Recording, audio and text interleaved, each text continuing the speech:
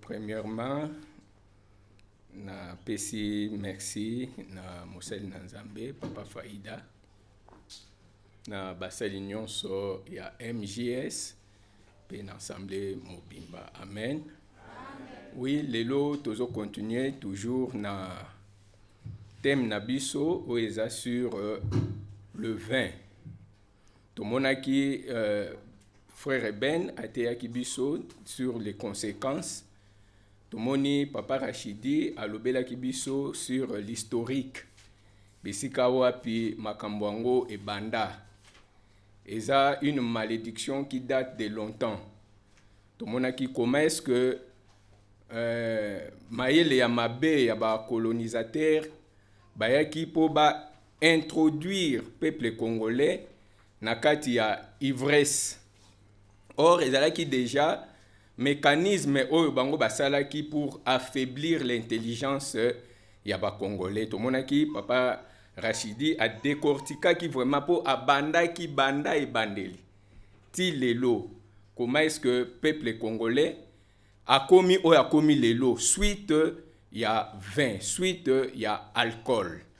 Pe lelo tozo le bela sur les effets. Bah effet ya vin dans la vie d'une personne ou dans la vie d'un chrétien.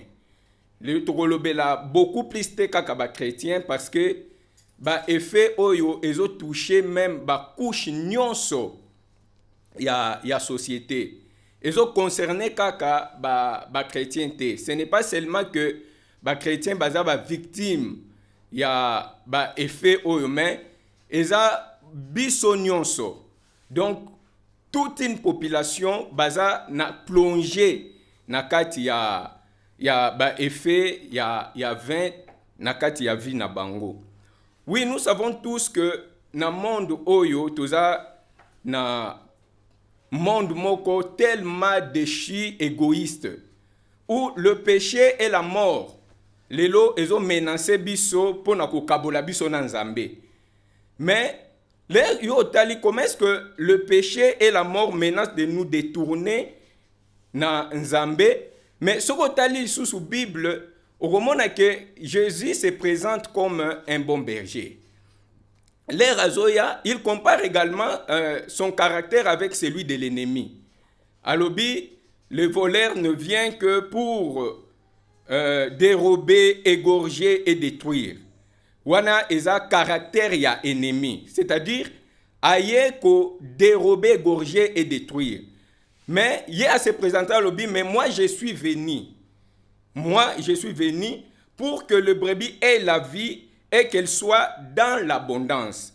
Mais ce qui est tali, comment est-ce que Jésus est venu pour nous donner la vie et les voleurs aussi est là pour détruire et égorger, mais bah chrétien au lieu que bah vivre cette vie que Jésus-Christ est venu nous donner, mais bah se retrouver nakati ya kozala égorger, détruire et voler.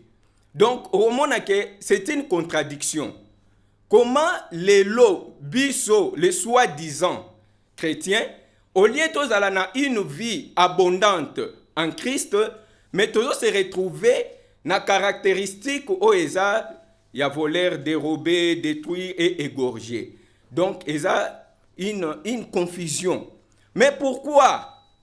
Parce que même biso moko ba chrétien tozon dima cette vie abondante te oyo Yesu ayeli biso yango. Donc au lieu d'accepter cette vie abondante, mais biso toujours préféré oyeza destruction, ko-égorger et ko-détruire. Amen, amen. Oui, lelo tokolobela beaucoup plus sur les effets. Ndenge papa uti koloba, est-ce que eza normal que un chrétien oyaza chrétien oyo Yesu aye kopesa une vie à souffrir? Est-ce que c'est normal? Ce n'est pas normal. Ce n'est pas normal. Mais aujourd'hui, nous attribuons nos souffrances à la volonté de Dieu. Non, si je souffre, Zanzela, Nzamba tracé, Pongaï, na leka. Non. Non. Il y a des gens oyo Nzambe a tracé banzela. Je peux prendre l'exemple net il y a Moussa Nzambe Papa Faïda. Nous l'avons connu depuis longtemps. Azaki païen a bongoli motema, to moni ndenge oncle a bongoli motema. Depuis ce jour-là jusqu'à aujourd'hui les mêmes. Maintenant l'air y est comment moi oyo naleki na nzela oya yete. Nazaki na nzela nanga je fais mes désordres à moi. Nasali vie nanga. Comment est-ce que ba souffrance nanga na ko attribuer en Nzambe aussi longtemps que biso na itoza na parcours mon côté. Yezaki na parcours a bongwani alandi nzela Nzambe. Bon moi soit disant chrétien mais naza na kati ya vie alcool. Mais l'air esimbite j'attribue mes souffrances. Nabino, je suis dans la volonté de Dieu, Nzambe nazo lekisangai jusqu'à ce que. Mais pourquoi les lots et quoi que les chrétiens souffrent? Pourquoi les chrétiens souffrent? Parce que les chrétiens à l'élo, les chrétiens moko bami pesi beaucoup plus na alcool. Bami pesi beaucoup plus na vin. Mais ce qu'on tali, est-ce que c'est normal? Une malédiction comme Papa Rachidi nous avait dit, ou c'est normal la nature des Congolais? Vin. Mais ce qu'on dit que ce n'est pas une nature d'une population ou d'un peuple. Et ça, une malédiction générationnelle. Papa Rachida Lobaki Yango, une malédiction générationnelle. Pourquoi? Ceux qui ont déjà dans le discours, il y a Léopold II, Ndenga Lobi, Bopé Sabango, Bamela. L'air Bakomela. L'air Bakomela, Bakobosana. Tout le monde qui, au même lieu 20, au même lieu Masanga, au y a un dossier pour signer. Au y a un dossier pour signer. Avant, nous avons na conclusion, il y a affaire. Bo élaborer, bo commater na conclusion, bo conclure yango, bo signer. Ba melisio. Donc, et faire perdre yon a nous raison. Et faire perdre yon raison, ozoe balisusu te, ba clause, o eza na kati wana, ozoe balisusu te. Parce que tout contrat eza na ba clause nango. L'air yo okoya ko signer contrat moko boya ko sutuka, ba clause nango et lobby makamususu, l'air se rendre compte au monique au komi fauché. Beaucoup plus les gens ba vi na bango lelo et baby c'est à cause de l'alcool. Amen. Et ça na kopesa témoignage moko ezaki na kikwit. To mona imundele moko aye ayaki évangélisation. Ngala lobi bon ça va ngape na kende nanu koyoka matea. J'aimais les choses de Dieu. Mais nando c'est langote. Mais nando linga quand même koyoka ko landela koyeba. Mais ça me semblait tellement difficile que nano mona na bon sikozo ina la nzambe bongo bière. Donc c'est que bière na ko melaka lisusu te ba alcool ba whisky na ko donc c'est qui me semblait tellement difficile nando linga penza ko se séparer nango te. Et loko wana même j'ai connu Papa Faïda depuis longtemps mais ko landa été parce que j'avais peur na ko ya fonatika. Ce qui n'a landi Papa fonatika bière et il serait mieux peut-être que na landa nanga te na melananga na sala l'aise. Toké campagne d'évangélisation.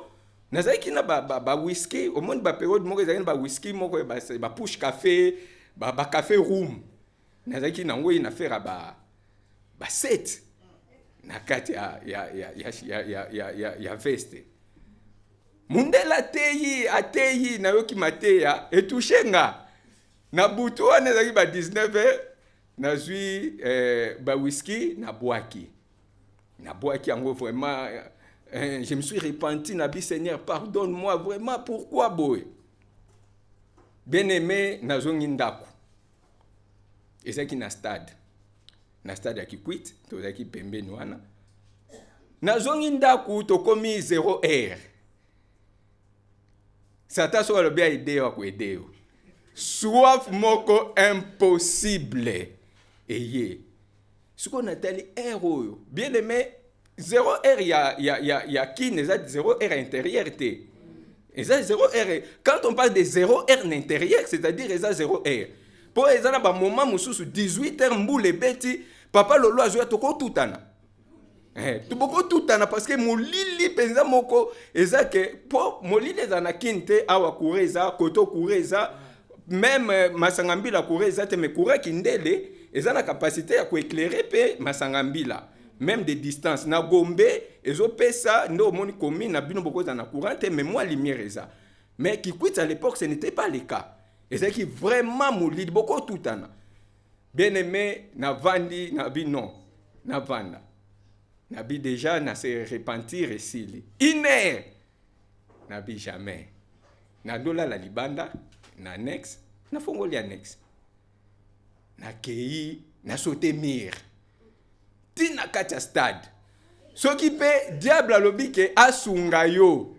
Akosunga nabi awa so bakanya ba mona net na yo boka kisi net yo ko sala soki bonganga soki na moni bato ya campagne balali côté kunda babandi bazo surveiller l'instrument na luki pendant au moins 30 minutes milangité ezaki na basaché na luki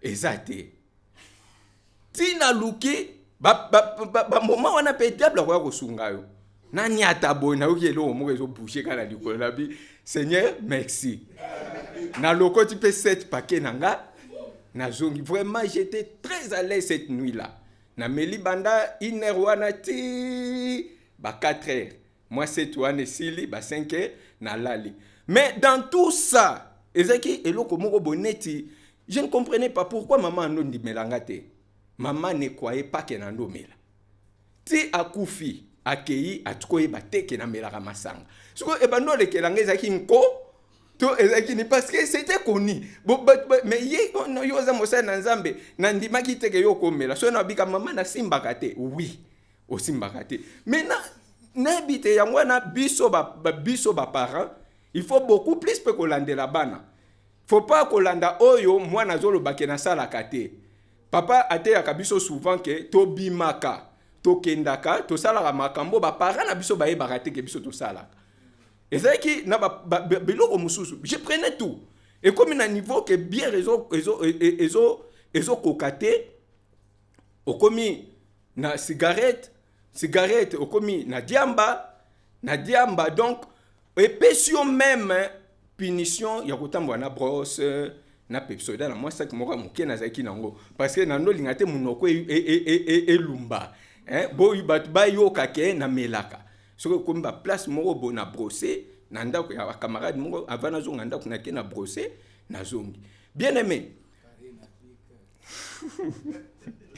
donc ozomona eloko oyo mutu akoko koma o alcool ba effet nango na vie ya mutu donc l'alcool détruit yangwana lelo la plupart des gens sont dans la pauvreté et c'est à cause de l'alcool tokomona na au courant ya ni na biso na totangi pe vexete toza toujours na introduction tomoni frère Ben aibisaki biso sur ba conséquences alobaki l'alcool diminue la capacité de réflexion et de jugement donc ozomona que même si cette capacité ozali une capacité élevée ya réflexion capacité ya jugement mais ozomona que ce qui osa donné l'alcool et quoi atténuer yango et qu'on diminue en gros. Il y a un peuple congolais, le capacité à réflexion, il y a jugement, ce qui est mal, pour n'abuser comme bien. Ou est bien, pour n'abuser et comme mabé. La place na zali, tu vois, non, on a babou, il y a papier, et il y a besoin de l'abuser, papier, ou non, courant autant. Maille autant, non, on ne fonctionne pas comme ça. Natuni bazaki wana, comment bino bo vivara boy? Oh, te, ah, batou na raté, nabi, ah, papa. Batou nakate pourquoi o luka bitumba nabite nabi mama bopesa biso facture so bopesi facture natali montant au photo futa na calculer et bongo et luka bitumba mais ozomona c'est comment est-ce que mutako koma jusqu'à ce niveau là mais eloko nga na sele za mabete non mona bani eloko ni mayango bimaka te eloko moko bozo futa ba montant moko bo mais pourquoi or bango pe bazaki na torté. C'était le même montant. Mais pour n'engager qui est belé. Mais pour n'en dissiper quand même malentendu, on a boya facture. Pourquoi bozo lingate mais bozo ko ça pété. C'est la vérité. Oui, bien aimé. Donc, on que cette diminution, il y a capacité, il y a réflexion, il y a jugement, et ça dû la consommation, il y a vin, la consommation, il y a alcool. Amen, amen. Oui, to batengeli biso proverbe 23, chapitre 23, verset 29 jusqu'au verset 35. Moussouazoui Lévitique 10, 8 à 10. Proverbe 23, chapitre 23, verset 29 jusqu'au verset 35. Lévitique 10, verset 8 jusqu'au verset 10. Jésus-Christ est Seigneur. Oui, na otanga na version Semer. Proverbe 23, chapitre 23, verset 29 au verset 35.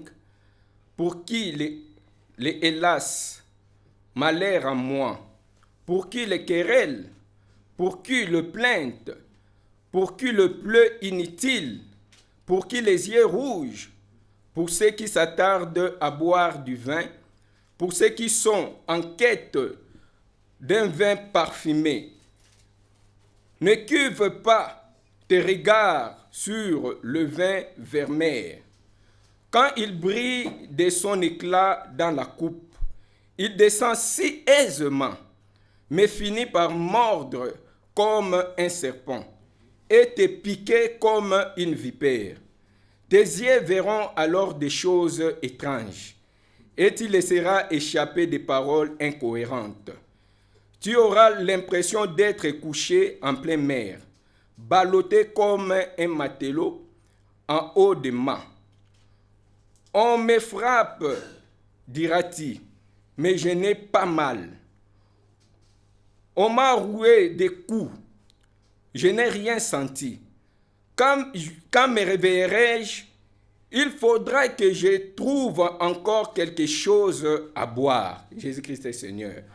Oui, bien-aimé, les résultats, la conséquence, il y a alcool. Balobi, bibelobi, pour qui les hélas, pour qui le malheur, pour qui les querelles. Donc, on a que Batu Oyo, bazo se donner beaucoup plus na vin, na alcool, et ça, ba regret. Les hélas là, et ça, ba regret. Ba querelle, et ça, ba regret. Un couple alcoolique ou que ce soit moi si, parce que basi pe ba alcoolique baza. Mobali pe oyo aza alcoolique, et ça, un couple plein de querelles. Na ozwa exemple nanga, na bandaki komela, na moni, donc j'avais une fiancée, j'avais une fiancée moko, avant tokutana maman Karine, on s'est préparé. Bien aimé, to se préparé, to sombi pe biloko. To zwi mbongo sal $700 to pesi. Na vandika bona kene musala, kerel moko muke ye, aye na biloko ay kozongisa. Oh non, kerel boye na yo kozongisa biloko na lingi lisute. Oh ya ba no mekanga. Siko ngai pe na zo traverser na moment au mbongo akomela ezate. Ngapi bon, c'est une bonne occasion. C'est une bonne occasion. Allez, basi père was basenga mi balé de damjan na 20 na bandi yango nanu, na fongoli yango nanu na bandi. Allez, na bandi na de damjan wana na zo mela. Na zwi biloko oya kozongisa na ke na marché ya nazaki na de bonhomme na ke na marché ya matete. Na teki yango 80. Bon, donc c'était du coup. Et c'est pour tout que mais pourquoi? Mais pour moi c'était une belle occasion que na zwi mbongo. Na bi bon ça va avant que ye akende ko récupérer mbongo sa défaite, ngai na kende bien mais na zwi yango. Na mbongo sa défaite nyonso na zwi. Lobi ya kei po akende ko compléter. Akende ko compléter po oh non fiancé na azala kiawa azwi mbongo. Oh, mais comment ça? Azwi mbongo. Mais ngalobi mais j'étais sérieux. Ina monyo ndengo yako na air moko très sérieux. Oyo ko songisa nga biloko. Nga na boyote. Na singote mais pourquoi? Ozomona cette capacité à réflexion et à jugement, pourquoi? Falota la pourquoi mutoyo aye na biloko. Peut-être ezala ki na comportement nanga Et c'est que nini n'a changé. Mais pour moi, c'est une belle occasion, ya kozwa mbongo, ya kosa nini, ya komela. Directement, nabimi. Nabisi frère Jefté nabi, keti kangana nu na matonge. Toke matonge. Toke matonge. Na connaissance mususu. Ozomo na place bien rememaka. Connaissance mususu. Nani wana fiancé. Fiancé na matonge. Oui mususu. Na kei na mbongo o ngana zaki nango déjà bon poche plein non? Poche zaki déjà plein, on se sentir capable ya kobima. Toke na frère Jefté vraiment accueil zaki formidable. Dans la messa c'était vraiment formidable. To vandi oui, to lié bien aimé na mela natala herbo 2h. 2h du matin. Oh, mais matonga ngweza ndenge nini matongo vraiment. Jusqu'à cette na lekisa no ba era bongo te na matonge. Les gens passent, bisik ezo betama, makele les eaux. Donc, ozomona comment est-ce que même alcool et ko bossa ni sa au jugement. Même jugement tant que cette terre ici na cause à la awate. Mais à cause il y a alcool et altérer même jugement na yo. Allez, désert. Tobimi peut toquer côté à maison de la Bible pour to soit transport des bonhommes. Frère Jefté ça balinga ba levenga. Balinga ba levenga. Taxi et kangi. Oh des bonhommes. Suko lenga na zoya. Pona kota na moni mutu muso akoti kuna o ana mususu akanginga to komisiko ko welela ya zo ganga ya jo bien aimé toza mibali moko pe moi toni sera nous autres dans moi sport et ça bien donc j'ai résisté lena bois que libanda boé na bimi ye akoti bakei désert là ce n'était pas beaucoup de gens. Mais bagangi obiki. Pourquoi seulement moi? Donc ozomona que tu pourrais aussi perdre ta vie na biloko moko boy ya buzoba. Pourquoi? Parce que ton jugement est déjà altéré. Et ça touché. Et là on est touché que to comme jusqu'à cette heure là. Masanga. Le vin. Le mousse nango ezo mata. Ndenge Bible lobi. Mousse nango ezo mata ezo kita. Omoni ke nonga na okufa lisuté. Na kokufa lisusu te, c'est tout. Or, ozomona ke masangezo mema biso na obligatoirement. Mutu moko te akokoloba ke azomi pesa na masanga azala fidèle. C'est difficile. C'est difficile. Donc pour moi, et pour ceux qui ont d'être par-ci par-là.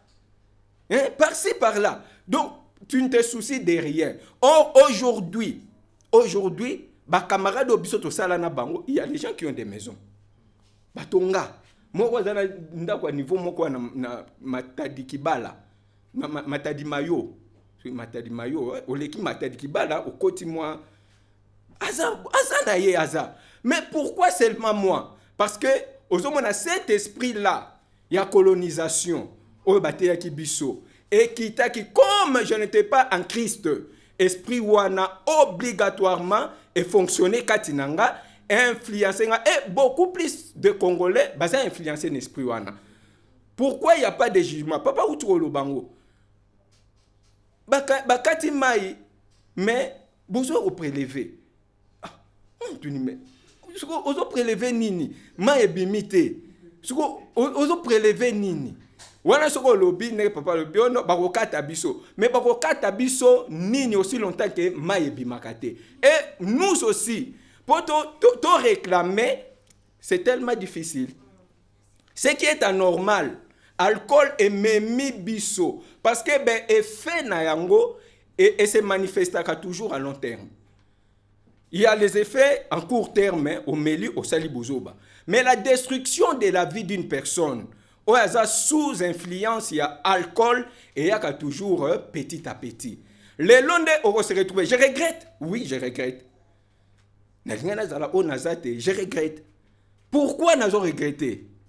Est-ce que si au moins j'avais suivi Papa Faïd à cette époque-là, le londés n'a regretté? Non. Un jour, Et c'est qui beaucoup plus, les lots n'ont beaucoup plus dans ma témoignage. Bon, on ne supportait pas vraiment la présence de Papa Faïda. Pour nous, mais Makamelaï, il aimait beaucoup Dieu. Bah, Makambo, hein?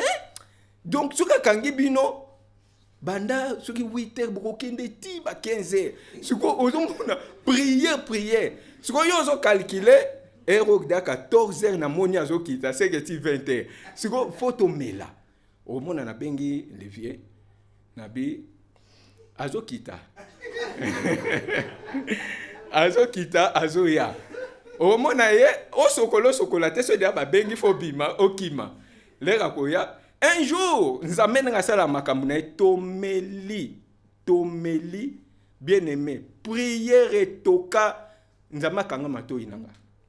Na yena oki prière te, na yebi petre batbazo prier, na yena kotaka na ndako bona kuti pa faïda. Mais comment banda to ye prière makasi boy, na nzela biso to yo ki angote. Bien aimé, prière et toki. Oyebi, ce Saint-Esprit kangi mutamasanga zaka terrible. Okobuka la même liboko. Po nengo kokwela okoyebate. Na yebi na tombwa na moi espace penza. Na kwei. Tozaki na ba diva, ba tebele, na ba ndikolela. Nzambe. Wana, bon, en réalité, je ne sais pas, c'était le Saint-Esprit. Et c'est qui kwiti. Et loko nine le lisa kinga jusqu'à ce nalela. Et j'ai demandé pardon. Nzambe limbisanga na osali susute. Wana ezaki Saint-Esprit. Nzambe limbisanga na osali susute. Papa Faïda biboti kaye. Donc bandi wana après wana na sanza. Na sanzi. Est-ce que c'était le même jour que natikaki? J'avais continué. Mais jour wana c'était une semence. Nde ekota ekatinanga. Soki nazo mela na ekomi ko interpeller nga. Réellement que mais nazo ça la paix ma baie. Ce qu'on a mais là pourquoi? Ça avait pris du temps. Bané vraiment. Mais avec cette interpellation que makambo nazo ça là eza mabe. Et j'aimais aussi servir Dieu. Mais nando lingangote. Donc makambo nzambe so place mutazo lobelango na bano linga koyoka. Nando linga ko assister. Mais cette force là ne Papa Faïda lobaki na modération, que on condamne beaucoup plus. Mais force wana ke kende sambela. Tu sais que non, la personne est en vérité. Mais landaye bo servir nzambe, Dieu va t'aider. Bien aimé, cette force-là, ozomonango neti. Ce que nous faisons aujourd'hui, ces témoignages-là, yangwana des Olanda biso. Bien aimé, les gens vont témoigner. Même batu oyo, baye biote, ba monyo na ba. Ba omono pen église, ba olobanini, ba frère à l'okota. Ba ko qualifier tout le monde. Ngana ebi papa tunanga monanga na montre mo na lataki. Yozo ko sanga. Soki na bengi ozo bakaka ozala mbongo te mais montre cher boy ozo li yango wapi. Ngabita o pasteur na biso mto akabelinga pasteur na biso. Ba ebi singa ki okomi ko sambela epalika ya mama tadi na biwe. Akoma kolia papa ye bango ayeba makambo abima ngabi akoma kolia, c'est-à-dire quoi? Kasi banda to yeba ye banda to zaki na bitati lelo azalaka na jeune.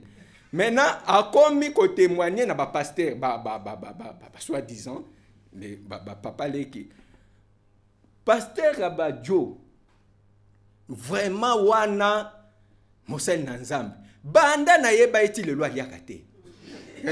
Lelo aliakate. Bien aimé, pourquoi j'ai dit ça? C'est parce que lelo et loco, papa fait ne connaît absolument rien dans le domaine. Mais il y a quelqu'un qui témoigne. Pourquoi? Parce que oh yozo sala. Et c'est ce que nous faisons aussi aujourd'hui. Batupe bazo mona biso. L'air yoko kende kolobela de la part de Jésus. Abi mais yo za vantre lobi tozaki na yoti. Tozaki na bière. Tomeli bière et lelo yo oye. Koyebisanga makambu ya nzambe. Pour qui les hélas, les regrets, les plaintes sans fin. Bien aimé, vraiment Dieu n'a rien à voir. Dieu n'a rien à voir. Parce que moi, occasion, nous avons projeté. Projet Zate. Donc, projet Zate, aux la mouka, ok, aux Zimbongo, bière. Je sais une fois, na joué les vieux, toke zo mbongo à salaire, na babenga ki ono bafuti. Na bi les vieux zo mutuka toke zo mbongo à salaire. Toke zo mbongo à salaire zo ngana ndako te. Nyon ceci là. To banana na aéroport. To meli to na quartier to kangi. To mekano bira quartier. To meli to ye na rond-point Ngaba. To meli après toke silisa na cité verte na place moba no benga Airways. Toke kuna to meli to ye mbongo esili. Mbongo esili. Maintenant, comment est-ce que Moutouana peut dire aujourd'hui que Dieu n'agit pas? C'est impossible. Et lelo makambu ya batu ya bongo o ngamoko na mistie, c'est demander la grâce de Dieu. Parce que Nzambe a sali nini, apesa ki occasion, Nzambe a sali si yo, mais yo au lieu ozwa cette opportunité au sala, mais tu t'es laissé être influencé par l'alcool. Bien aimé, alcool et détruisaka. Ba effet nango nanzoto ya mutu. Effet de l'alcool sur la vie sociale et professionnelle. Bah effet alcool. Donc l'alcool peut mener à la pauvreté et provoque des sérieux problèmes d'absentéisme, perte d'emploi, délinquance, démission de la qualité de vie, tension avec l'entourage. Les effets de l'alcool sur la vie sociale et professionnelle. Donc, tout le monde a des effets nango ezokende et bandi na vie sociale et quoi affecté social na yo. O lingo lingate parce que les lots, l'obake nazo met la bouteille moko par jour pendant 10 ans, calcul. Pe to moni lelo to ando condamné ba papa. Papa soka zongi a langwe oyoka kaka ono bakabela kinga. Tokutana ba camarade basombelinga. Pe ça qui papa zo fait souffrir maman parce que j'étais très proche. Ya maman. Donc so ngala yoki kaka papa zui mwani na wa refunde pas maman. Ah maman na moni mikolo papa comme okota na adresse tel et nazaki inspecteur à ma kasi. Donc j'ai découvert tout. Bisika nyonso papa ndo kota na bandaki koye bango. Oyebi na ye na signaler maman. Maman yaka na terrasse awa. Papa za awa. Papa ye pour ne pas être vu na batami. Ah, papa au moins na maman akimi. Akimi a doucoli côté mususu. Suko ayebi bien que zanga. Po je fais ko sa biloko anate. Ako ça la biloko anate parce que nga inda to benga criminel nanga. Po ezana makambo na bando sala bien aimé alcool eza mabe. Et batu oyo ti lelo baza na milieu wana na zo conseil bino to bima. Amen. To bima. Parce que et condition 100 fois moko boye, oh, tu commences à agir d'une manière inacceptable. Hein? Batu bazo comprendre yo te. Oye une fois benganga na bureau akabelanga $50. Abiye bake oza mobali. Makambo zo sala. Un jour ekoki kozongi la yo. Ngana za papa na yo. Yo deja okoli. Soko moni ke eza likambo oyo yo sepe na ngote negar nanga. Yaka solo la nanga. Olie ke yo ki webisa mama na bino yo ozotia des ordres na foyer nangai. Yo ozotia des ordres na foyer nanga. Donc ngala mama na bino lelo tozolo banate eza yo. Yo so le omona kinga oye bisinga. Est-ce que eza mabe? Ngabi ote papa. OK. Mais $50 déjà na corruption mais tout au côté ngate. Lobi nango bien aimé, c'est la même chose. Mais les rozomona ke mutu ya bongo ba effet alcool sur la vie sociale et professionnelle. L'alcool provoque la pauvreté. L'alcool provoque la pauvreté. Bien aimé, le long ok beaucoup plus na ba témoignage na ebi ba futaki biso tozimbongo po ba jour musu twano sala pourquoi ba jour mususu tongo. To sala ki pourquoi to lali ba futa biso dana pourquoi to lali na mbongo. Na zo ba retourner na bato mosusu ya banyongo bafuti na sac na kaka na mukongo na osala musala mais sac ka pembeni pona bige fi eza wana bien aimé tobimi ba 9h bise memi biso po ndo tamboli ekesuka na kitambo biso tokiti na bandal na bavie tokei tobandi bière 9h tomeliti 15h tomeli bien aimé na perdre connaissance na ndenge teke na kwei je ne me souvenais plus naza wapi mbongo eza na sac nini nga wana na koti na transport toki bakiti biso na yolo ezo tozwi transport pona kende super lemba na ke baksa mwa dose muke pona mata ndako ozomona comment est-ce que diable ko mema mutu na destruction tokomi fi moko azaki pembeni na bwaki kudei na moni na komo solliciter ndenge nini bien boye po nga na ndoke mingi te na ndo sola mingi na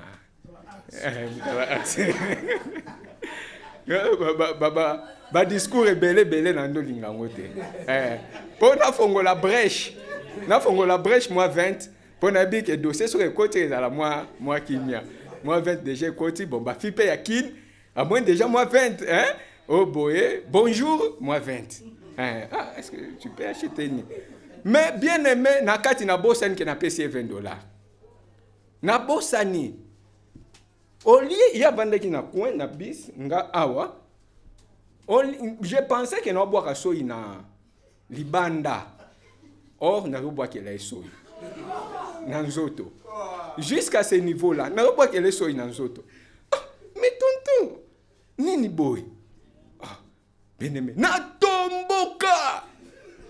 na tomboka na niveau moko receveur à loba te. Je suis un magistrat militaire. Pour na sala stage no auditorat. Je suis un magistrat militaire. Bien aimé to komi na super lemba désordre comme l'équipe bakilia bakei. Na kangi chauffeur na receveur. Na kangi baroboko kenete to keneti no auditorat. Mais nazo mema bango na auditorat na qualité nini. Ba policier baye bien aimé batu na répété bino bozo sakana mokonzi allez bakangi bango allez bakoti na nani parce que j'aimais beaucoup de vestes pour nga ba kala mo ezakate mo ezakate j'étais toujours en veste mo faisait zakate bien aimé tokei ti na komi na nzela ne papa lobi ata liboma moko conscience ezongaka na bi eloko nini nga na sali na bi kanga mutuka wana akangi boyo pesa manda $100 boyo pesa ba policier $50 allez bokende na boy na compliqué bino vi bo futa $100 bien mais na ni ali apesa $100 mais chauffeur esprit sali habite mokonzi to komi déjà wana ki na côté ya résurrection na avenue wana auditorat ezaki wana tokende kaka siko moteme komo obetanga wana mwa conscience eye na binzambe ngai na sambwe tokomi peti no auditorat bakitisi balobi no ba chauffeur na receveur ba manqué magistrat militaire batali nani magistrat militaire osala na garnison nini batala boy nani sous-lieutenant na wesh lelo akomi colonel na mona kiena mais c'est petit c'est un petit très sérieux mais qu'est-ce qu'il ne voit pas au père de raison au père de sens même considération ngalobino vous n'avez pas qualité ya ko jenga fo botinda ngai na parquet général awa babi yo nalale bokangai bokotse na kati ya kasho na koti na kasho ye moko ayeli susu abimisinga wana nga na sac nanga ya mbongo babimisinga 15h na laliti désert nazaka wana batika hors de babino soka la muki botika ye akende to la muki ba 2h to ke 3h basoda babi awa biso toza sérieux toza vraiment sérieux soko ye awa moyibe ezalaka te moyibe ezalaka te mbongo na yo yango oyo tozalaki nango 10 000 francs bien aimé 10 000 francs nayoki nzoto malili okotuna nani nabi nzambe na ngai mbongo na ngai ngabi mokonzi mbongo abi te oyaki ne loko moko te na kati ya saki na yo 10 000 francs okutozwi yango na poche na yo nde tolobi non ndenge azomiyeba te kopermettre elobi na konda donc na kondi na minute. Tu vois que na domaine ya social pe professionnel alcool et ko rendre yo pauvre.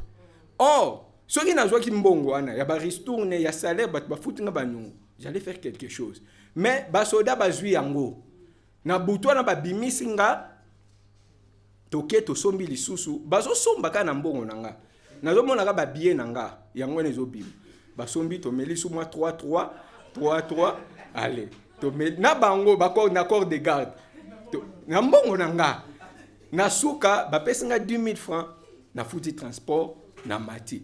Or bien aimé soki na canalisa qui vit sur le plan professionnel et social, je n'allais pas être ce que je suis aujourd'hui.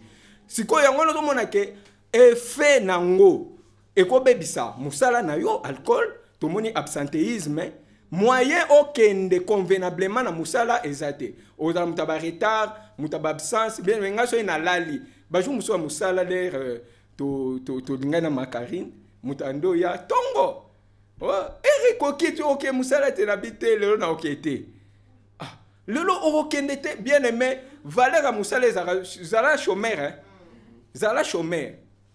Je faisais une semaine sans raison. Une semaine à la maison, sans raison valable. Parce que na ebi na une semaine na romela, na rolia. Atana ke musala te. Sans raison. OK musala te oh non, lelo to ke na biso na boîte. Na boîte de nuit. Biso ana pe na ye. Biso ana toke. Na makarine. Na lemba. Na lemba bokei boîte o vanda bo tokende na mamundele na makasi tokende na place ngo ezoreni mikolo na kapela bokei bozokende balemba bozokende na mwana kin na veni na aveni nini direction ya couloir Madiankoko na couloir Madiankoko mwana kin wana. On était là. Donc, ozomona ke o identifier ba coin nyonso oyo ya bangulu ya bien, bantaba ya bien, basoso ya bien, au place bazo tumba. Ya ngwane de identifier bo vanda boy bokei. Tala soso. Goût exceptionnel. Donc diable Paul a détruire yo bien-aimé. A relaxao même que ce qui est mauvais est ça bien. Excité yo donc vous allez excité na mabe, excité na ba fertilité, excité na alcool. Donc vous montre que ceux qui ont mélité comme si mayele moko ezate. Or ils ont altéré même capacité na yo ndenge frère ben alobaki. Donc sur le plan social et professionnel, alcool ezoya ko atténuer, ezoya ko provoquer o eza pauvreté. Ils ont même la pauvreté. Tu ne seras jamais riche. Ceux qui ont mis pesi penza ta vie dans alcool, tu ne seras jamais riche. Parce que mutu oyo aza riche plutôt, eza mutu aza lucide. Parce que azo réfléchir, ba projet pour avoir des projets, il faut être lucide. La lucidité va te permettre ya ko réfléchir. Vraiment, soy na zwimbongo na ko sala bo et c'est pas seulement qu'on réfléchir, mais les zwimbongo au mettre en pratique. Au salaire, c'est ça la lucidité. Mais les lots diable a sali nyonso alongoli na nzela masanga alongoli peuple congolais alongoli ba chrétiens d'aujourd'hui la lucidité. Même na kate tout ce qui se passe dans les églises et ça ni alcool. Et ça alcool parce que les lots admettons bien aimé. Tomoni papa faida na ko azomela. Na komela. Na komela. Parce que référence nangai eza papa faida. E bongo ye kutu. Tolo babongo. Ah, et bon, Fabrice, yo kokana pas faïda. Yo papa Rachid, yo kokana pas faïda pour yo peksanga. Yé moko kutu. Ozo monde. Cette référence-là, yé moko kutu. Et aujourd'hui, ceux qui, au moni, papa faïda zo mela, scandalisé yo.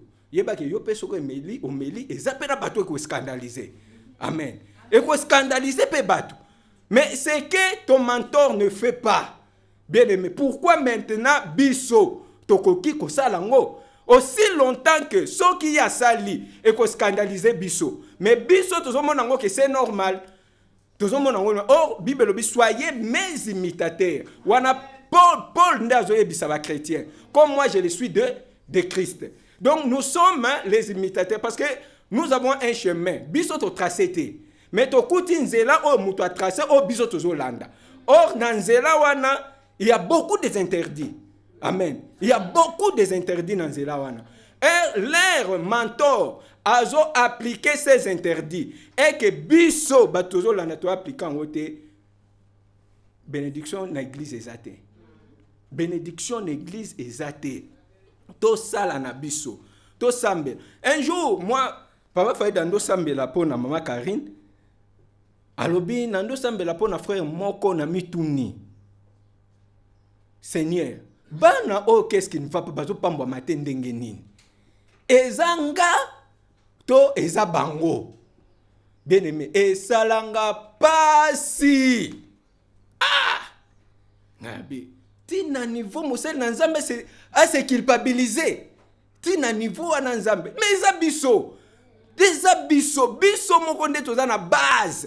Il y a manque, il y a bénédiction dans la vie. Biso moko. Mais comment est-ce que jusqu'à ce point, Moussa Nanzame s'est culpabilisé que Esaïe. Or, aussi longtemps que biso no toyebi sa vie. Toyebi comment, engagement, consécration, discipline. Seigneur, Esaïe était Ezanga. Amen. Esaïe était Ezanga. Oui, bien-aimé. Nabi, ce n'est pas lui. Eza biso. Et ce n'est pas papa Faïda, c'est toi. Eza yo, eza nga, eza moko na biso awa. Soki tolandi kaka nzela wana. Bien aimé. So ina landai papa Faïda c'est lelo mbe makto beta masolo mususu.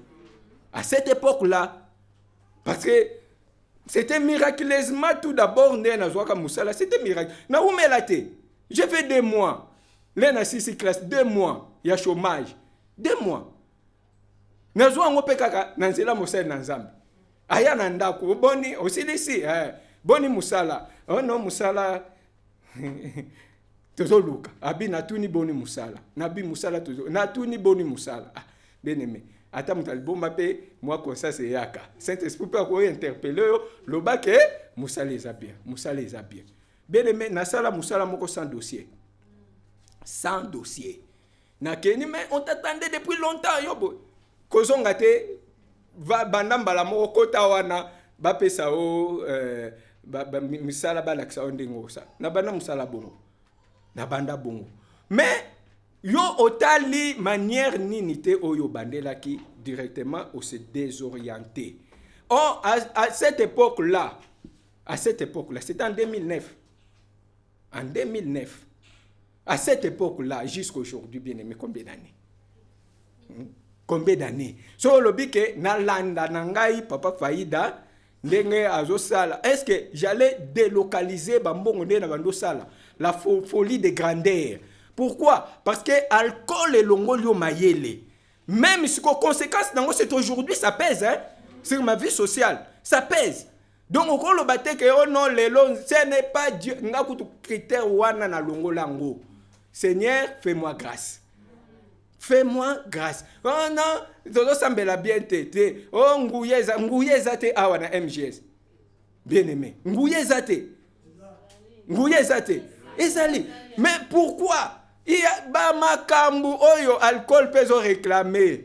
Ezo circuler nanu ezali lo bige yo o blague nanga pe mingi donc to zai ba mi d'en face to umeli. Et bakabwana raboete quand même. Il faut goûter pe. Amen. Goûter peut quand même na conséquences nanga na effet nanga on a sala na vie ya mutu. Po ba yebisa yo kate. Siko goûter peut quand même nde yango. Amen. Mais quand nous sommes maintenant en Jésus, bisotoye, banana nzambe, cette conscience-là, il faut eya. Mais et quoi ça que aujourd'hui tu as cette conscience, mais tu mènes la même vie. La même vie. Il y a l'alcool, bien aimé. L'alcool n'est pas seulement que yo okay, mais il y a les endroits aussi. Oyo yo nanga to kokotate. Il y a les endroits. Oh ngana kota kana melakate lokuta. Attends, mais il est bien aimé, il y a les endroits. Camarade moi benganga pesanga mbongo na mungulu diaka awa. Oh non, ozelanga. Wana nga kana MGSA.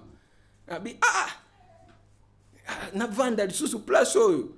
Oh non mon cher nazoya vanda wana sombata secret. Bon, ils ont une place ouvert na vandi, mais bien aimé, le Saint-Esprit va t'interpeller. Na vandi na boni oyo, eza place na ngate. Oyo eza place na vanda bona moni mutu moko neti nganga na bikomanga na kokota même place na bato aboy. Neti nganga yepe ye avandi na ba singa banzete banina bi te na kimi non pas que na bangi mais na ye ko se livrer net na terrain na bango. Ce n'est pas normal na bimi. Camarade na okutanga na balabala na telemi na bino. Je t'attendais. Mon chien na moyi. Na bi bien ko sala nini. Mais papi, asa pasteur, to melaka na ye. Mais yo. Oh, batu ba pengui sa papi, ce sont les mêmes amis. C'était un type qui craignait Dieu, qui nous parlait souvent. Yamaka Mwanzambi. Totanga na ye camarade wana. Mais asa pasteur mon cher melaka. Yo kutoza pasteur toza frère. Siko ko sala ni ye kutu pasteur alekio. Il y a un pasteur à l'écuyo na titre, mais il y a un frère. On vend des problèmes. Bien aimé, nakata. Na moni que non. Avec ma spiritualité, na kondima oyanga, na engagement na nzela onga na poni, et ont permettre les sous-soutés que tous à la route ensemble. Amen. Tous à la route ensemble. Nga makambu papa faida te aka beaucoup plus que papa Manoa bimisa a Melissé Masanga nga pe levé à Melisanga. Levé pa Melisanga. Là to futa na veni Kinshasa, to uto bala na sika ayota la biso. Ayota la biso wana na se préparer na MGS na été mais na renoncer na Masanga. To vandi mais ko renoncer wana ko renoncer moko occasionnel. Occasionnel mais nazolinga oh mon cheto beta nabi quand nazoya tina accompagner les veto vandi nabi non nazo mais oh melani da secret asombe na pe secret mais ba nata la poussière zo matana vers Olivier na plutôt full mousse o mo na ndenge bible lobby mousse wana et fait résonner nga makambo nabi te devie tiens moi moko wana moko mi balé, je comprends pas, très fort. Alors, très fort. Moko mi balé, bien aimé na langwa. Na zonga na ndako, désordre moko impossible, to bunda. Frère Lokuta, frère Nino, yo le bi déjà au comment ko sambela. Zela na ofunda pas frère na bino to ando sanga na frère moko, to ando sa na ofunda pas frère Alain. Mais yo frère Lokuta, Navandi, c'est vrai, à quoi c'était parce que na meli. Si j'étais réellement un vrai frère, n'a résisté. Mais les vieux proposé ngate, nganem na qui séduit, attiré natali mousse nango, natali nostalgie zongi, et ça nini na kei. Au moni conséquence, ya biloko wana, ça nous appauvrit. Amen. Oui. Deuxième point, sur le plan sanitaire, il y a santé. Sur l'ensemble des décès attribuables à la consommation d'alcool dans le monde, sur l'ensemble des décès attribuables à la consommation de l'alcool dans le monde, 29% étaient dus à des blessures. Donc, quand on parle de blessures, on voit aussi des suicides. Nakatuana, c'est suicida. Muto ameli, les suicides des mingi, n'importe pourquoi. Ce sont les alcooliques. Alcooliques, donc, bazon mais la sang, mais ils comme makasi des drogues. Babiloko oya makasi, ils ont poussé bango beaucoup plus nabani. Dans ma maladie grave, cirrhose de foie, Babiloko ebele oyo destruction ya alcool ezo ya nango sur le plan sanitaire. 29% était dû à des blessures, des suicides. 21% à des maladies digestives. 19% à des maladies cardiovasculaires. Ils ont même appelé des maladies cardiovasculaires. 13% à des maladies infectieuses. Il y a des infections. L'alcool est là, nanini. Moutaro se contrôler te. Aucun de téléphone et quoi na libulu ya toilette na place bozo mélançam oko sa liboko. Oko sa iPhone et quoi. Oko landa. Mais siko soki ozaki na lié wana te. Elinga quoi te. Donc ce que quoi bisika bat bazo suba ozotala ce n'est pas du tout propre. Mais tout le monde toza wana. Même so que nini ke makolongulu il y a des gens à perdre de sens à quel côté makolongulu. Les maladies infectieuses, des rapports sexuels incontrôlés. Donc, ce qu'on me lit, bien aimé, on peut se retenir. C'est impossible. Kindumba lelo ezoya. Pourquoi? Parce que Batu, Balingi Masanga. Masanga nous pousse toujours à l'impudicité. N'a pas belé. Rapport sexuel non contrôlé. Lelo, ba maladie infectieuse, sida. Ateze loko moko oye yendenge ya. Mais propagation nango beaucoup plus les gens ne se contrôlent pas. Ne bazo kende ba maladie infectieuse et 12% des cancers. Ba cancer les appelle dû na nini na alcool. À combien tozomona ke alcool ezo détruire les vies oyo ezage il faut kotika. Amen. Bon, les effets de l'alcool, troisième point, sur la santé mentale. Même sur notre santé mentale, l'alcool les a touchés. Beaucoup plus. Aux homona, se manifeste par la confusion. Bon, tout ça en 1982, hein? Tout fois. 1982, les lots, yokuto botama na ne wana te siko, okoma kuna ndenge. Oh, tout ça en 2025. Pourquoi cette confusion due à l'alcool? Donc, au moment où la mouton est à l'issue, vous êtes très précis, même dans la parole. Réflexion, mais mouton est là, à perdre la même raison. Vous êtes calme, au moment où beaucoup bunda. Beaucoup bunda. Pour rien comme ça, beaucoup bunda. Moi, j'étais comme ça. Donc, discussion, non, n'a supporté pas discussion. Je ne discute pas. Na discute pas. Oh non, na discussion basi boye biloko wana mingi. Maintenant so ina meli ça me rendait très violent et mama kambe belé o ekoma. Bien aimé, on a risqué la mort combien de fois? Na ba risque ozomona ke altérer même ta santé mentale. To utu comme la 2 heures on rentre na chambre froide tozo kita. Affrontement ba criminel na ba policier. Tous ceux qui na levier, na camarade moko platini, baba le beti mbula, na bossa ni ke tous na levier, to bossa ni ke mutu, nzela nae. To ki minganda kulariza kiwa, na kata toilette à libanda. So na zongi retard na ba na kiv, na lali, ti tongo, na ubima, levier zaki mutu kamo ezaki na Volkswagen. Ye andola na kata Volkswagen. Siko nga na kata toilette. Na toilette on peut na C. Na C. Kuna. Mais tu n'as même pas peur. Ozomona comment est-ce que alcool mais na temps normal. Soko olobiko bima fo benga mutaki etikao. Mais OK ba le beta wana so bokuta na ba policier bazubino ba criminel. So bokuta na ba criminel bazubino comme ba policier. Donc bozana place moko ko échapper te. Pourquoi? Alcool. Effet yanini, il y a alcool dans la vie d'une personne. Ça peut causer même la mort. Alcool. Okokutana na mauvais endroit, na mauvais moment. Suite nini, alcool. Et même mieux ne sika o fallait pas yozala. O tomber une victime innocente. Na ba makamusus. Pourquoi? L'alcool. Oui, se manifeste par la confusion, une température corporelle très élevée ou des crises d'épilepsie. Bato pe ba melaka au mona la longa komi na ba crise, dépression clinique augmente les risques de suicide. Quatrième point, les effets de l'alcool sur l'esprit. Sur l'esprit. Ils ont affecté, ils ont mélangé dans nzoto. Mais même esprit n'a eu comme faible. Ils ont la force d'esprit. Il y a que même dans les églises, la puissance de Dieu ne se manifeste pas. Pourquoi? Parce que au moment où l'homme de Dieu s'est concentré, mais il y a un esprit, esprit d'alcool.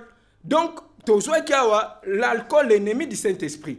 Donc, le Saint-Esprit ne peut pas œuvrer totalement là où il y a l'alcool. Il y a un alcool, il y a un alcool, 2-3 personnes, il y a un Saint-Esprit. À travailler quand on a bateau, amen. À travailler dans bateau, mais en moins que le Saint-Esprit te touche. Mais ils ont quand même explosion, il y a puissance dans les églises. Donc les églises sont devenues très faibles à cause de l'alcool. Alcool est côté, même les leaders. Bakoti nakat alcool, bandimi. Bakoti nakat alcool. Toyebi, grand frère, bongola mutema na groupe de prière. C'était terrible. On a expérimenté ça. Attends, tu plongeais qui pensait maintenant expérimenter la puissance de Dieu. C'était comment? Et c'est que les lots, tous au monde, tout ça, mais on a confort. Amen. Ah, oui, ça confort. On a payé pour courir ça. Tu regardes tout comme Lili. Amen. Comment est-ce que confort est ça? Mais à cette époque-là, bozo sambela mboule beti bokimi. Mais comment est-ce que la puissance de Dieu s'est manifestée? Pourquoi la puissance de Dieu s'est manifestée? À cause, il y a consécration, il y a batou. Les gens étaient les ennemis d'alcool.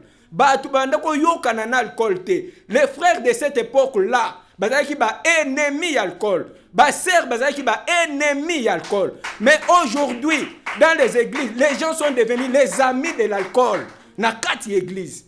Comment est-ce que la puissance de Dieu peut se manifester? Toujours le ban zamba, Dieu n'agit pas. Bien aimé, Bible en toujours tango bien toté. Toujours tanga Bible en bien toté. Yo tanga mutakaboli mai. Yo même si ba pesi yo to zwaka bassin ya pamba to tshela awa bassin. To pesi yo kombo. Nzeta kombo kaka beta ekabwana. Okoka. Okoka te. Bon siko mutakaboli mai. Bien aimé. Et bon mutabongo yo le bakasala kate. Dieu agit. Cela dépend que de nous. Bisonnet est disponible parce que nos esprits sont envahis par l'alcool. Il faut nous sokolango. Amen. Au sokoliango, après, le Saint-Esprit va prendre place. Si le Saint-Esprit prend place, bien aimé, au Romona, on connaît tous Papa Faïda. Personne ne peut douter entre nous. Moi, je suis la première personne. Personne. Amen. Et bon, boye le paquet nza masala ate. Donc elo kwala ku nalinga yo ka na matoi nangate. On a MGS boy nalinga ku tute biso moko. Toluka ngolu ya nzambe. Parce que toye pa nzambe fresh maté. Toye pa nzambe na pas problème. Ba esprit envahi. Nos esprits se combattent contre le Saint-Esprit. Saint-Esprit pas dominer, alcool pas dominer. Maintenant, ce qui est à nous maintenant, tout a place dans le Saint-Esprit à agir dans nos vies. Surtout que Saint-Esprit à agir dans nos vies, l'alcool n'aura plus de place. Amen. L'alcool n'aura plus de place. Le Saint-Esprit agit dans la totalité. Bien aimé, ce que au monaye ndenge Paul a monaye, ça dépend que de toi. Yomoko. Ce que lingo monaye ndenge papa faïda monaye yomoko. Consacre-toi. Yomo. Donc Dieu n'a pas de problème. Mais c'est qui à nous maintenant toujours kabolaye.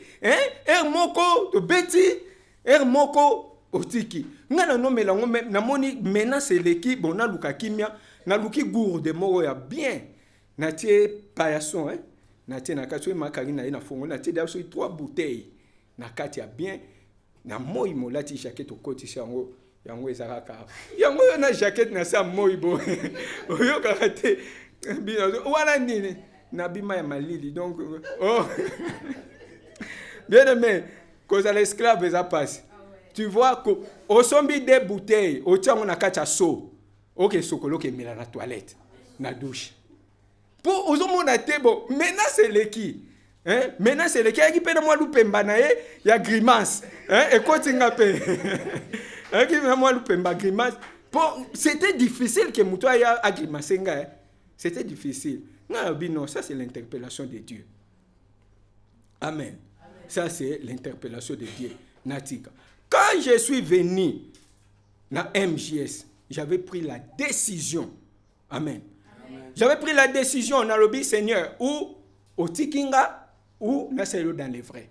Nalingi nanga mélange te au faux. Nalingi yango te ou au Tikinga ou na salelio. Maintenant on na te na kwe moko boye après na ye ou bongo ku tu vomie tikanga na continuer nga na zo landa papa faida parce que na lota eko lota nde na ya na MJS le na bonne na bi ou parce que je connaissais papa faida na ba ke place na zo kende so na kena ba aventure ezelanga matata Seigneur na lingi même si je ne suis pas complet na koki na ngai te je suis faible na ba faiblesse na nga mais mon a quand même cette volonté on a dans le vrai sunganga na selo dans le vrai nazo ke ne peut même n'importe qui te sunganga na selo dans le vrai amen amen.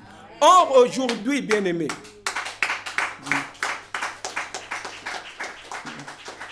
aujourd'hui frère Benater qui a lobby Jésus a fait de nous le royaume des sacrificateurs. Ceux qui na na Lévitique 10, le verset 8 jusqu'au verset 10. Tout le monde a que sacrificateur bazaki ceux qui a continué na présence ensemble au melate. Ceux qui a bimi aza quand même na droit ya komela parce que aza na présence ensemble été. Mais aujourd'hui la Bible dit qu'il a fait de nous le royaume des sacrificateurs. Et Jésus est entré une fois pour toutes à Koti. Pourquoi une fois pour toutes? C'est différent. N'a pas sacrificateur Moussous qui entrait une fois l'an. Mais Jésus a côté une fois pour toutes pour nous présenter. L'air à côté a Tikabiso la présence ensemble. Amen, amen. Il nous a laissé dans la présence de Dieu. Donc, c'est un motif que nous n'avons pas droit. Il y a alcool, pourquoi? Parce que nous vivons dans la présence de Dieu. Nous devons vivre dans la présence de Dieu. Pour nous, nous devons constater Tobimi et puis ça biso droit que ne Tobimi Tomeli. Non, mais nous sommes là. Olali, tu es dans la présence de Dieu. Ozosokola, tu es dans la présence de Dieu. Ozanakati église, tu es dans la présence de Dieu. Et ça ne te donne pas droit à toucher l'alcool parce que tu vis dans la présence de Dieu. Jésus-Christ est Seigneur.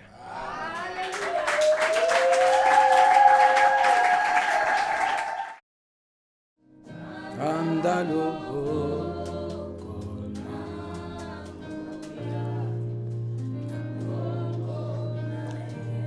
1 Thessaloniciens 5:10, nous clôturons. Qui est mort pour nous, afin que soit que nous veillions, soit que nous dormions, nous vivons ensemble avec lui. N'est-ce pas, frère, tu peux clôturer. Sacerdoce, tous allez toujours dans la présence de Dieu. Prêtre, tika komela masanga. Pasteur, tika komela masanga. Prophète, tika komela masanga. Bakondia mboka, batika komela masanga. Parce que baza ba serviteur, ba magistrat, batika komela masanga. Ba portaka jugement na se akwitite. Proverbe chapitre 31. Eza malamu tena mokonzi komela masanga.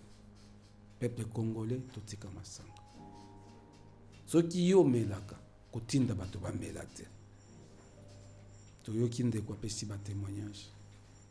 Toyoki mateya masanga eza mabe. Amusu ba bo mindele ba se développa ba nkutu ba melaka masanga mundela se développa te. L'Occident d'hier n'est pas l'Occident d'aujourd'hui. Ils ont hérité tout. Les loyaux, ba dérapé. Bana mindele lo bato sa ba botite. Bana mindele bana respecté. Bangi, masanga, makaya makasi, milinga nyonso ebungisaka maele ya moto. Lelo ba dérapage za mingi na monde à cause masanga milinga efungolaka porte na ba démon. pour détruire vie non seulement vie no foyer na yo ba divorce mingi za ba na si akwiti qui frère fiancé ayeko mekaye kak a profiter azumunga komela ba divorce mingi za ba to akwiti eza ba décision bazoka na si akwiti ba signature mingi ba konzi ba signa ko ezo engagé ba mboka na ndenga mabeza na si akwiti ba pasteur ba prophétie à lokuté za na si akwiti bana totika masanga to se sanctifier et Dieu nous bénira. Totelemi bisika tosali.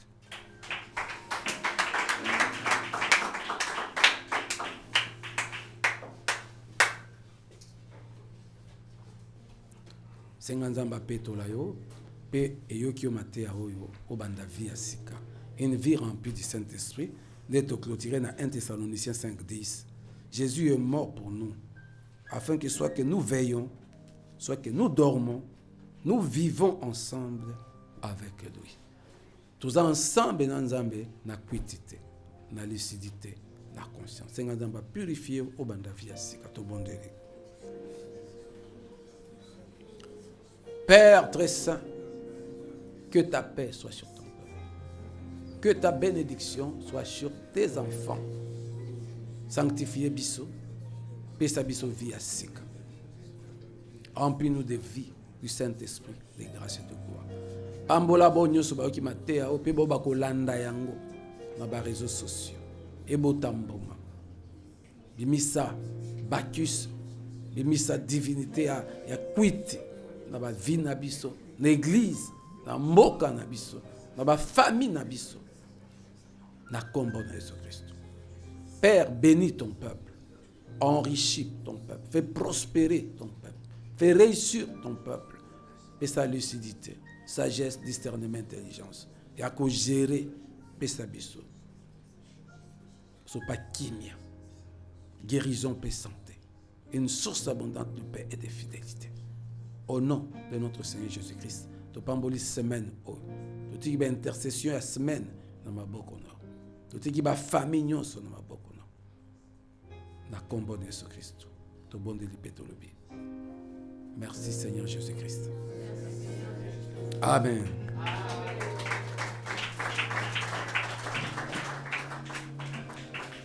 Esa moninga mbote ebise mama Karine pe akota ki.